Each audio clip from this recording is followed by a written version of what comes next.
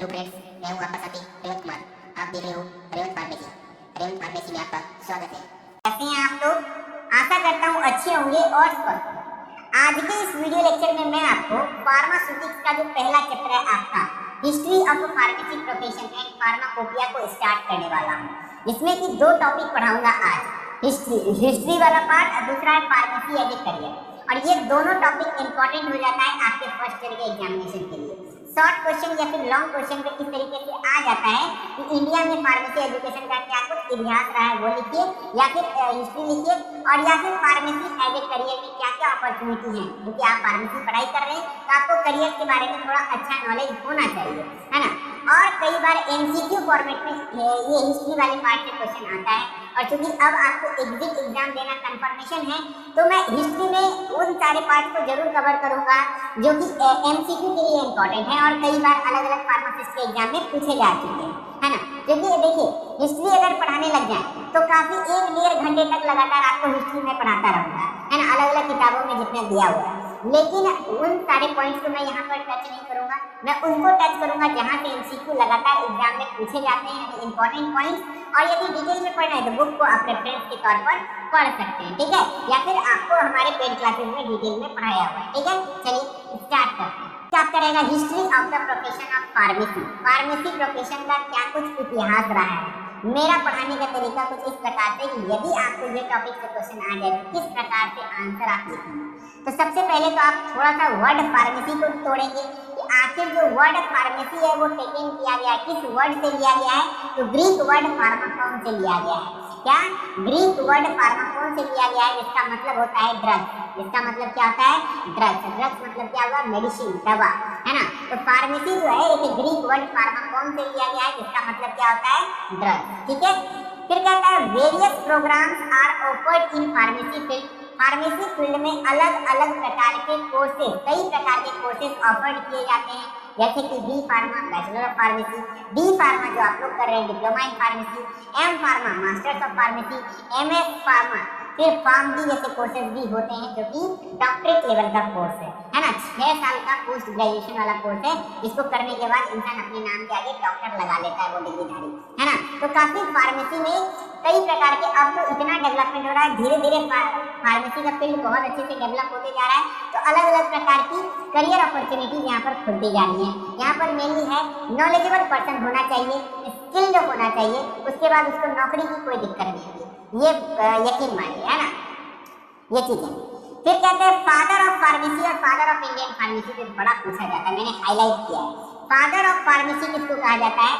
William Procter junior को। इसको William Procter junior को, जो कि एक अमेरिकन फार्मासिस्ट थे, इसीलिए इसको फादर ऑफ अमेरिकन फार्मासिस्ट भी बोल देगा, अमेरिकन फार्मेसी। तो विलियम प्रॉक्टर जूनियर ही होगा। तो मतलब इसको क्या सकते हैं कि पूरे विश्व का जो फार्मेसी जगत का जनक है, यानी कि फादर ऑफ वर्ल्ड फार्मेसी भी बोल दिया जाए तो विलियम प्रॉक्टर जूनियर होगा। लेकिन जब हमारे भारत की बात आए तो भारत में किसका राज चलता है? महाकाल का। किसका? महाकाल का। तो यानी महादेव लाल श्रॉफ। कौन? महादेव लाल श्रॉफ। तो फादर ऑफ इंडियन फार्मेसी याद रखिएगा, महादेव लाल श्रॉफ। इंडिया में जो फार्मेसी एजुकेशन है, इंडियन फार्मेसी एजुकेशन के जो जनक हैं वो कौन है? महादेव लाल श्रॉफ, जिसको हम लोग प्रोफेसर ML श्रॉफ भी कहते हैं, है ना।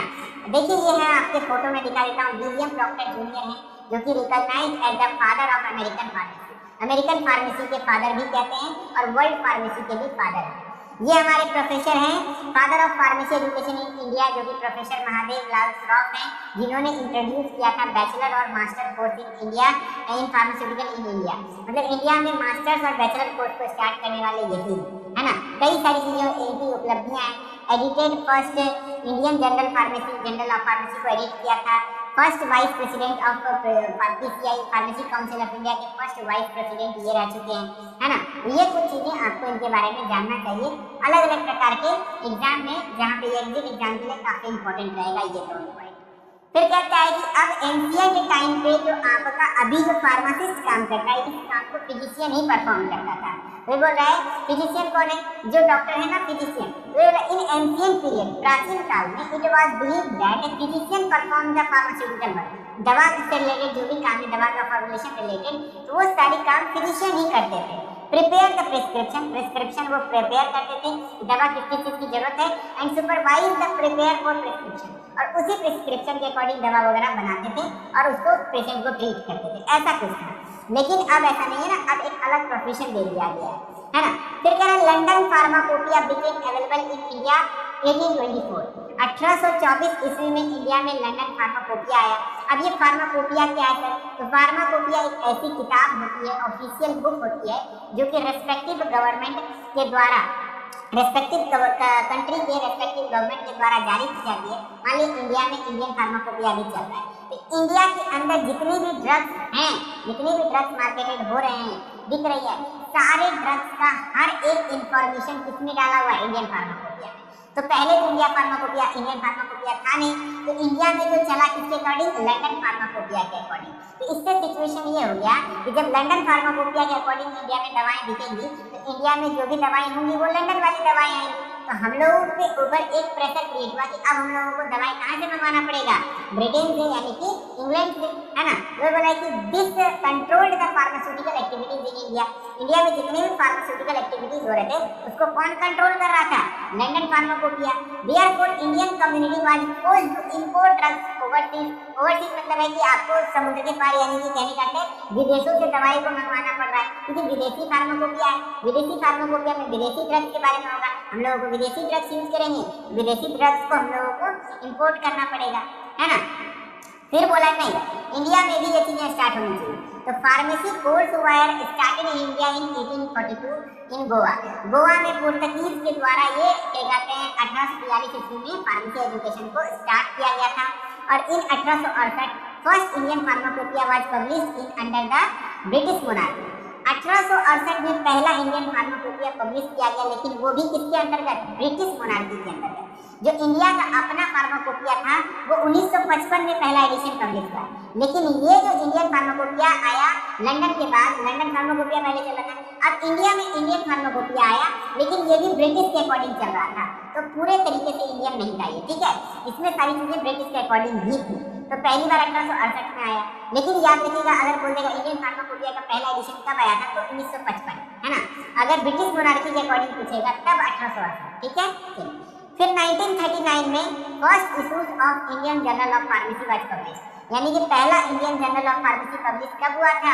1939 में। और 1941 में a post for hospital pharmacist was announced at KEM hospital Mumbai, यानी कि पहला फार्मासिस्ट का पोस्ट, यानी कि हॉस्पिटल में एक पोस्ट बनाया गया कि फार्मासिस्ट की रिक्वायरमेंट होगी, वो कहाँ पर बनाया गया था? केईएम हॉस्पिटल मुंबई में, जो कि 1941 में हुआ, ठीक है। और फार्मेसी एक्ट एस्टैब्लिश हुआ था 1948 में। तो बोला फार्मेसी एक्ट इनएक्टेड, देखिए कहीं पे भी रजिस्ट्रेशन होता है तो अंडर फार्मेसी एक्ट 1948, है ना। 1948 के तहत ही सारी काम होती है फार्मेसी की। तो फार्मेसी एक्ट 1948 में इनएक्टेड हुआ। फिर कह रहा है इन 1949 PCI pharmacy council of India was establish, तो 1949 में pharmacy council of India establish किया गया, ठीक है। ये सब कुछ डेट याद रखिएगा। इतना कुछ मैंने हिस्ट्री बताया, काफी है, इतना पढ़ लीजिए, इतने लिख दीजिएगा तो मार्क्स मिल जाएंगे। और भी पढ़ना है तो बुक को आप प्रेफरेंस दे सकते हैं। अब बात करें तो फार्मेसी के करियर पे यदि क्वेश्चन आ जाए, इससे एमसीक्यू वगैरह तो नहीं बनेंगे, लेकिन हाँ आपके एग्जाम में शॉर्ट क्वेश्चन या लॉन्ग क्वेश्चन पर आ जाए तो आप इस प्रकार से टॉपिक वाइज लिख सकते हैं। मैं दिखा देता हूँ। कह रहा है there are huge scope in pharmacy field as a career. कहने की बात कहें तो फार्मेसी फील्ड में स्कोप की कमी नहीं है, ह्यूज स्कोप है ना। कई सारे स्कोप्स हैं, जैसे कि पहला आप पॉइंट वाइज देखिए, पहले में एकेडमिक्स मतलब है कि आप यदि फार्मेसी में अच्छा एजुकेशन प्राप्त करते हैं, डी फार्मा के बाद बी फार्मा कर लेते हैं, तो बी फार्मा करने के बाद आप डिप्लोमा वाले को पढ़ा सकते हैं। फिर बी फार्मा करने के बाद एम फार्मा कर लेते हैं तो आप बी फार्मा वाले को पढ़ा सकते हैं, तो आप एकेडमिक सेक्शन में भी आ सकते हैं। तो ये बोल रहा है कि pharmacist as a teacher have various role to play in teaching institution में टीच कर सकता है, दे कैन टीच स्टूडेंट को पढ़ा सकता है, डू द रिसर्च वर्क कर सकता है। There is a lot of demand of qualified teachers in upcoming time. आने वाले समय में क्वालिफाइड टीचर्स का बहुत ज़्यादा डिमांड होने वाला है, क्योंकि फार्मेसी कॉलेजों की संख्याएं काफ़ी बढ़ रही हैं और फार्मासिस्ट का जो उपयोग है यानी कि ज़रूरत है वो भी बढ़ रहा है। इस वजह से क्वालिफाइड टीचर्स की ज़रूरत होती है। Teacher make time to get exposure to pharmaceutical industry and practical setting to keep themselves updated. Teachers जो है खुद को अपडेटेड रखने के लिए फार्मास्यूटिकल इंडस्ट्री या फिर प्रैक्टिकल सेटिंग को लेकर के भी देखते रहते हैं ताकि वो भी अपडेटेड है ना। दूसरा है आपका कम्युनिटी फार्मेसी के तौर पे काम कर सकते हैं। कम्युनिटी फार्मेसी कहने का मतलब हुआ कि अपना मेडिकल स्टोर वगैरह डाल करके या फिर कम्युनिटी फार्मासिस्ट बन सकते हैं, हॉस्पिटल वगैरह में फार्मासिस्ट के तौर पे काम कर सकते हैं, है ना, वही बोला है। और ये फार्मासिस्ट क्या होता है, तो pharmacist act as a mediator in between patient and doctor. Patient और डॉक्टर के बीच के मीडिएटर का काम कौन करता है, फार्मासिस्ट करता है। तो ये बोला therefore he can also provide counseling to the patient and can also provide a training to the patient regarding self medication। यानी कि फार्मासिस्ट भी पेशेंट को इस बारे में काउंसलिंग दे सकता है कि आप सेल्फ मेडिकेशन मतलब है कि दवाओं को खुद से उपयोग कैसे करें, कौन सा दवा कब खाना है, नहीं खाना, भूखे पेट कौन सा खाना है, ये सारी चीजें बता सकता है ना। एज ए कम्युनिटी फार्मासिस्ट आप काम कर सकते हैं। तीसरा रेगुलेटरी अफेयर्स, ये हाई प्रोफाइल जॉब अगर आता है, जैसे DI बन सकते हैं, DC बन सकते हैं, ड्रग कंट्रोलर, ड्रग इंस्पेक्टर, ये सब अगर बी फार्मा करने के बाद ये अपॉर्चुनिटीज खुल जाती है। तो कह रहा है pharmacist can work in the drug control department in various section. Drug control department है ना, उसके वेरियस सेक्शन में जैसे कि CDSCO है, जैसे कि central drug standard control organisation, इसका फुल फॉर्म होता है, is the central body in the India for drug control. India में जो ड्रग को कंट्रोल करने का ऑर्गेनाइजेशन है वो क्या है, CDSCO, यानी कि central drug standard control organisation. इसके तहत आप काम कर सकते हैं। कह रहा है कि their task is to ensure standard of drug from its making to supply. कोई ड्रग्स बनने से लेकर के सप्लाई होने तक उसके क्वालिटी को स्टैंडर्ड रखने के लिए, मेंटेन रखने के लिए ये कमांड करता है। फिर कह रहा है कि drug inspector, drug controller ETC are there to give manufacturing approval. इसी के अंदर अलग अलग प्रकार के पोस्ट आते हैं, जैसे ड्रग इंस्पेक्टर, ड्रग कंट्रोलर, ये अप्रूवल प्रोवाइड करते हैं मार्केटिंग के लिए, मार्केटिंग अप्रूवल फॉर ड्रग, है ना, मैन्युफैक्चरिंग अप्रूवल प्रोवाइड करता है कि कौन ड्रग मैन्युफैक्चर आप कर सकते हैं। They also work in drugs testing laboratory with the head department. ये डिपार्टमेंट के साथ लेबोरेटरी वगैरह में भी काम कर सकते हैं। फिर बात करें चौथा पॉइंट में, आप क्लिनिकल रिसर्च लिख सकते हैं, क्लिनिकल रिसर्च वगैरह में काम होता है। तो clinical research organisation CRO in India provide many job opportunity. CRO जो क्लिनिकल रिसर्च ऑर्गेनाइजेशन है वो भी कई सारे जॉब अपॉर्चुनिटीज को प्रोड्यूस करती है। जैसे they are staffed with highly skilled clinician, इसके पास काफी सारे हाईली स्किल्ड क्लिनिशियंस होते हैं, फार्माकोलॉजिस्ट होते हैं, फार्मासिस्ट वगैरह होते हैं।